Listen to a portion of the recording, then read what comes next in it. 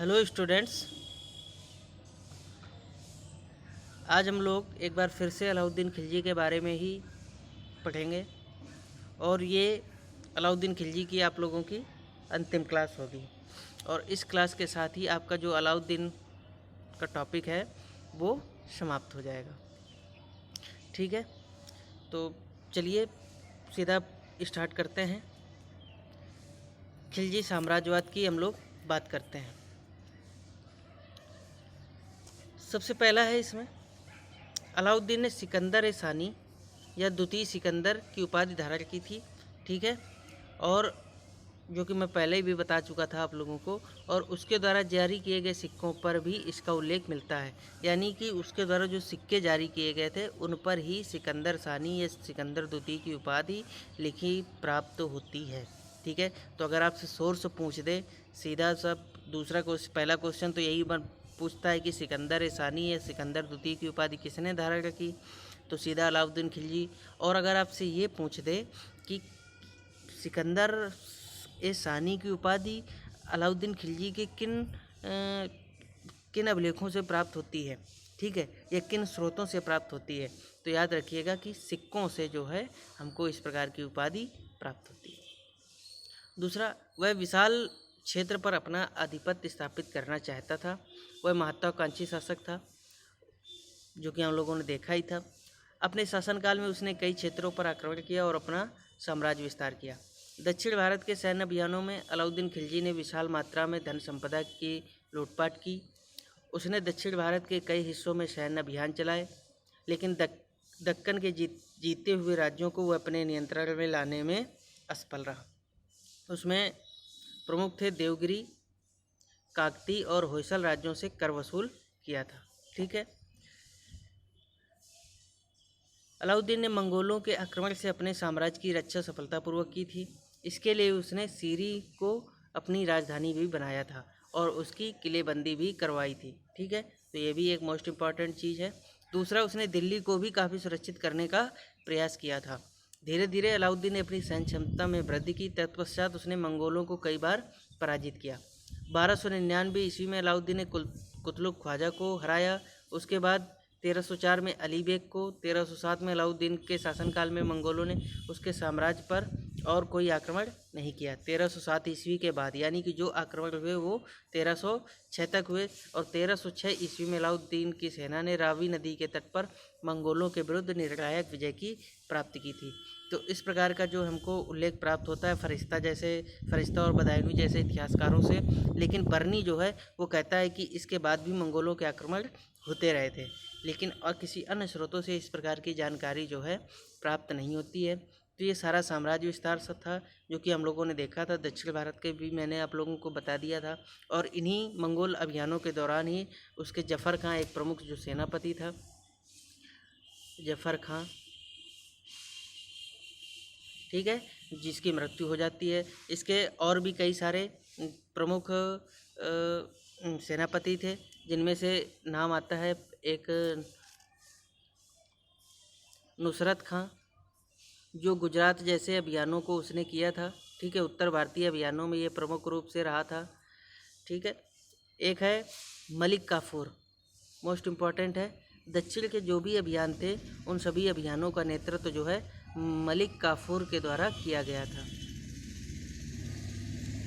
ठीक है, मलिक काफूर ये एक प्रमुख जो है सेनापति था अलाउद्दीन खिलजी का। इसके अलावा एक जफ़र खां पता चल गया और एक था उलूग खां। ठीक है,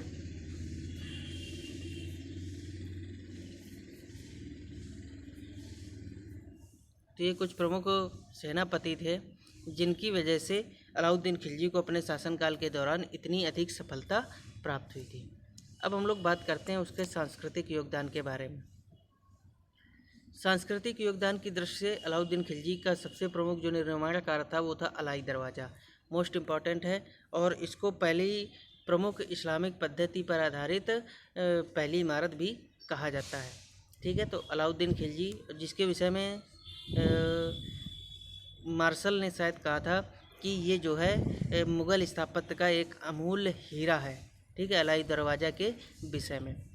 दूसरा उसने यह जो अलाई दरवाज़ा है कुव्वत उल इस्लाम मस्जिद के प्रवेश द्वार पर बना हुआ है। इसने घोड़े की नाल की आकृति वाली मेहराब बनाई गई। इसके अतिरिक्त उसने निजामुद्दीन के मकबरे के परिसर में जमायत खाना मस्जिद का भी निर्माण करवाया था। उसने दिल्ली में 1000 स्तंभों वाला राजभवन, जिसको 1000 सितून भी कहा जाता है, इसको निर्मित करवाया था। और हौजे खास, ठीक है, हौजे खास का मतलब है कि एक तालाब था दिल्ली में जिसको इसने निर्मित करवाया था। ठीक है, तो ये प्रमुख इमारतें थीं जो अलाउद्दीन खिलजी के द्वारा निर्मित की गई थीं। इसके अलावा उसने सीरी को भी बसाया था। ठीक है, सीरी महल का भी निर्माण करवाया था जो हम लोगों ने पीछे देखा भी था। नेक्स्ट है उसके समय के प्रमुख जो साहित्यकारों की अगर हम बात करें तो अमीर खुसरो और अमीर हसन देलवी, ये प्रमुख जो हैं संत प्रमुख कवि थे या साहित्यकार थे जो कि उसके दरबार को सुशोभित करते थे। इनमें से अमीर खुसरो जो है वो अलाउद्दीन खिलजी का दरबारी कवि हुआ करता था। ठीक है,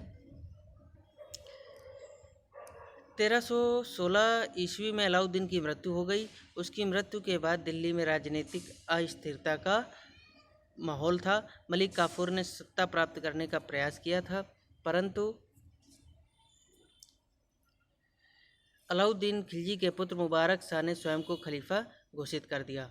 उसके बाद खुसरो शाह ने शासन का नियंत्रण अपने हाथ में लिया। अलाउद्दीन खिलजी के मृत्यु के कुछ समय बाद खिलजी वंश का पतन हो जाता है। ठीक है, तो इस प्रकार से ये पूरा इसका अलाउद्दीन खिलजी का शासनकाल था। इसके बाद जो है मुबारक खिलजी शासक होता है जो खुद को, जिसके समय का आप लोगों को मोस्ट इम्पॉर्टेंट पॉइंट याद रखना है कि इसने स्वयं को खलीफा घोषित कर दिया था। दूसरी चीज़, मुबारक शाह खिलजी ने जो अलाउद्दीन खिलजी के द्वारा स्थापित नियम थे उनको जारी रखा था और 1320 ईस्वी तक इसका शासन स्थापित रहा था। बाद में खुसरो शाह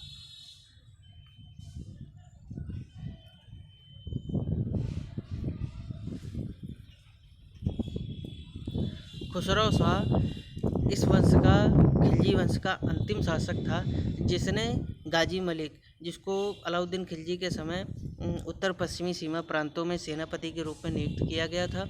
ठीक है, उसने जो है उसके पक्ष में जो है अपनी सत्ता सौंप देता है और खुद दिल्ली का राज सिंहासन से हट जाता है और इस प्रकार एक नए राजवंश का उदय हो जाता है जो कहलाता है तुगलक वंश। ठीक है, तो ये था पूरा खिलजी वंश। इसमें मोस्ट इम्पॉर्टेंट जो शासक है आपके पूरे खिलजी वंश में वो है अलाउद्दीन खिलजी। ठीक है, अलाउद्दीन खिलजी की जो शार्ट में हम लोग बात करते हैं तो सबसे पहले अगर हम उसकी उत्तर भारत की विजयों की बात करें तो जिसके लिए कहते हैं कि उसने समुद्रगुप्त की तरह प्रसवोद्धरण, ठीक है, प्रसवोद्धरण का मतलब होता है उनका समूल नाश कर देना और पूर्ण रूप से उनको अपने साम्राज्य में मिला लेना। तो इसमें सबसे पहला जो उसका अभियान था गुजरात का अभियान था। उसके बाद उसने रणथंभौर, चित्तौड़, मालवा, सिवाना, जालौर, ठीक है, ये प्रमुख अभियान थे जो उसने उत्तर भारत के राज्यों के खिलाफ किए थे। और वहीं दक्षिण भारत की बात करें तो देवगिरी, होयसल, काकती, इन सभी वंशों को उसने अपना प्रभुत्व स्थापित कर अपने प्रभुत्व में लाने का प्रयास किया था, लेकिन वो है उनको परास्त करके वहाँ कभी भी प्रत्यक्ष नियंत्रण स्थापित नहीं कर पाया था। और उसके स्थान पर उसने वहाँ पर क्या किया था, मोक्षानुग्रह। ठीक है, ये इतिहासकारों ने तुलनाएं की हैं। ठीक है, उसकी नीति मोक्षानुग्रहण की नहीं थी, केवल इतिहासकारों ने तुलना करके बताया है कि समुद्रगुप्त ने जिस प्रकार की नीति दक्षिण भारत की अपनाई थी उसी प्रकार से अलाउद्दीन खिलजी ने भी दक्षिण भारत के राज्यों के खिलाफ मोक्षानुग्रह की, यानी कि जिसका मतलब होता है कि टैक्स लेकर के उनको उनका राज्य सौंप देना और केवल टैक्स वसूली करते रहना। तो इस प्रकार से उसने दक्षिण भारत की विजय प्राप्त की।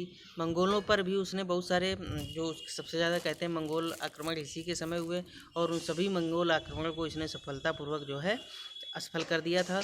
और इसी वजह से उसने एक सिंध नदी तक अपना साम्राज्य विस्तार कर लिया था, जहाँ सिंध नदी के पार ब्यास नदी तक का जो क्षेत्र है वो मंगोलों के कब्जे में चला गया था। उसको जीत करके सिंध नदी तक फिर से साम्राज्य स्थापित किया। इसके अलावा कुछ खास बातें थीं, जैसे कि राजस्व संबंधी सुधार, उसने खेतों की ज़मीन की पैमाइश कराई थी और इसी के साथ साथ जो टैक्स है वो आधा टैक्स जो है 1/2 भू राजस्व जो है वसूल किया था। ठीक है, वहीं अगर हम बात करें उसके बाजार नियंत्रण प्रणाली की, जो कि एक मुख्य विशेषता है अलाउद्दीन खिलजी के शासनकाल की। इस बाजार नियंत्रण प्रणाली के माध्यम से उसने जो है प्रत्येक 3 प्रकार की बाज़ारों का निर्माण किया था, जो कि अलग अलग वस्तुओं से संबंधित थी।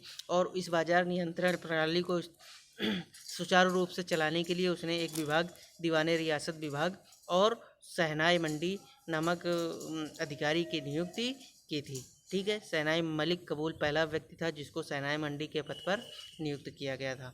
इसके अलावा सैन्य सुधारों की बात करें तो उसने सैनिकों को नगद वेतन देना प्रारंभ कर दिया था और सैनिकों का हुलिया रखना और साथ ही साथ घोड़ों को दागने की प्रथा जो है प्रारंभ कर दी थी। इसके अलावा अब उसके हम कुछ सांस्कृतिक उसमें हम लोगों ने देखा पढ़ा कि अमीर खुसरो और अमीर हसन देहलवी उसके समय के प्रसिद्ध जो है साहित्यकार और कवि थे, जिनको उसने संरक्षण प्रदान किया था।